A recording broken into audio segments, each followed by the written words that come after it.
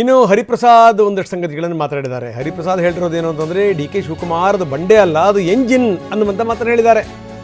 Railway engine ಅದು ಅಂದಿದ್ದಾರೆ Hariprasad. Train ಬಂದಾಗ ದೊಡ್ಡ ಮಟ್ಟದಲ್ಲಿ ಸದ್ದಾಗುತ್ತೆ.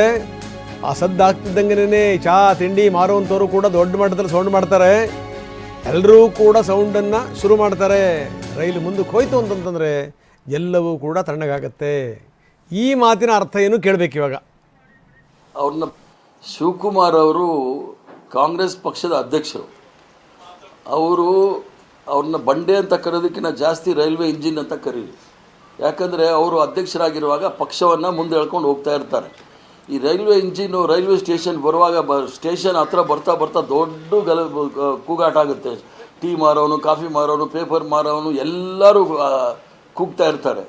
ಆ ರೈಲ್ ಬಂದು ನಿಂತು ರೈಲ್ ಕೂಡ ಜೋರಾಗಿ ಕೂಗ್ತಾ ಇರುತ್ತೆ. ರೈಲ್ ಬಂದು ನಿಂತು ಆ ರೈಲ್ ಮುಂದೆ ಹೋದರೆ ಎಲ್ಲ ತಣ್ಣಗಾಗುತ್ತೆ. ಹಾಗೆ ಶಿವಕುಮಾರ್ ಅವರು ಬಂದಾಗ ದೊಡ್ಡ ಆರ್ಭಟ ಆಗುತ್ತೆ, ಅವ್ರು ಸುಮ್ಮನೆ ಹೋದಾಗ ದೊಡ್ಡ ಆರ್ಭಟ ಆಗುತ್ತೆ. ಅದರಿಂದ ಅದನ್ನು ಏನಾದರೂ ತೀರ್ಮಾನ ಮಾಡಬೇಕಂದ್ರೆ ನಾನು ಈಗಾಗಲೇ ಹೇಳಿದ್ದೀನಿ, ಮಲ್ಲಿಕಾರ್ಜುನ್ ಖರ್ಗೆ ಸಾಹೇಬರು, ಸೋನಿಯಾ ಗಾಂಧಿಯವರು ಮತ್ತು ರಾಹುಲ್ ಗಾಂಧಿಯವರು ತೀರ್ಮಾನ ಮಾಡಬೇಕು.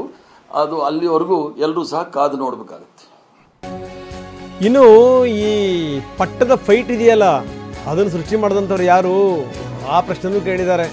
ನೇರವಾಗಿ ಅವ್ರು ಹೇಳುವಂಥದ್ದು, ಒಂದು ಕಡೆಗೆ ಸಿ ಎಮ್ಮು, ಮತ್ತೊಂದು ಕಡೆ KPCC ಅಧ್ಯಕ್ಷರು, ಒಂದು ಕಡೆ ಸಿ ಎಮ್ಮು, ಇನ್ನೊಂದು ಕಡೆಗೆ DCM.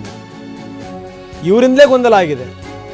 ಈ ಇವರನ್ನೇ ಗೊಂದಲನ ಸರಿ ಮಾಡಬೇಕು, ಗೊಂದಲ ಆಗದಂಗೆ ನೋಡ್ಕೋಬೇಕು. ಗೊಂದಲ ಸೃಷ್ಟಿ ಆಗದಿರಂಗೆ ಇವರು ನೋಡ್ಕೊಂಡು ಮುಂದುವರಿಬೇಕು ಅಂತಾರೆ ಹರಿಪ್ರಸಾದ್. ಒಂದು ಕಡೆ ಅಲ್ಲ, ಗೊಂದಲ ಸೃಷ್ಟಿ ಮಾಡಿದ್ಯಾರು? ಅದಕ್ಕೆ ನಾನು ಹೇಳಿದ್ದು, ಒಂದು ಕಡೆ ಮುಖ್ಯಮಂತ್ರಿಗಳಿದ್ದಾರೆ, ಇನ್ನೊಂದು ಕಡೆ PCC ಅಧ್ಯಕ್ಷರಿದ್ದಾರೆ. ಇಬ್ಬರೂ ಸಹ ಸಾಂವಿಧಾನಿಕ ಪದವಿನಲ್ಲೂ ಸಹ ಇದ್ದಾರೆ, ಪಕ್ಷದ ದೊಡ್ಡ ಪದವಿನಲ್ಲೂ ಸಹ ಇದ್ದಾರೆ. ಹಿಂದೆ ಮಲ್ಲಿಕಾರ್ಜುನ್ ಖರ್ಗೆ ಅವರು ಹೇಳಿದ್ರಲ್ಲ, ಅದೇ ಮಾತನ್ನೇ ಈಗ ಹರಿಪ್ರಸಾದ್ ಕೂಡ ಹೇಳಿದ್ದಾರೆ.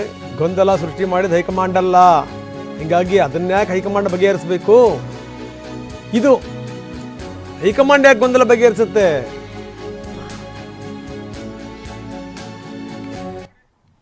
ಇಬ್ಬರು ಅದನ್ನು ಬಗೆಹರಿಸ್ಕೊಂಡು ಮಾಡಬೇಕು. ಅದು ಹೈಕಮಾಂಡ್ ತೀರ್ಮಾನ ಮಾಡೋದು, there is no doubt. High command ಸೃಷ್ಟಿ ಮಾಡದೇ ಇರೋದಕ್ಕೆ ಹೈಕಮಾಂಡ್ ಯಾಕೆ ಕೈ ಹಾಕಬೇಕು?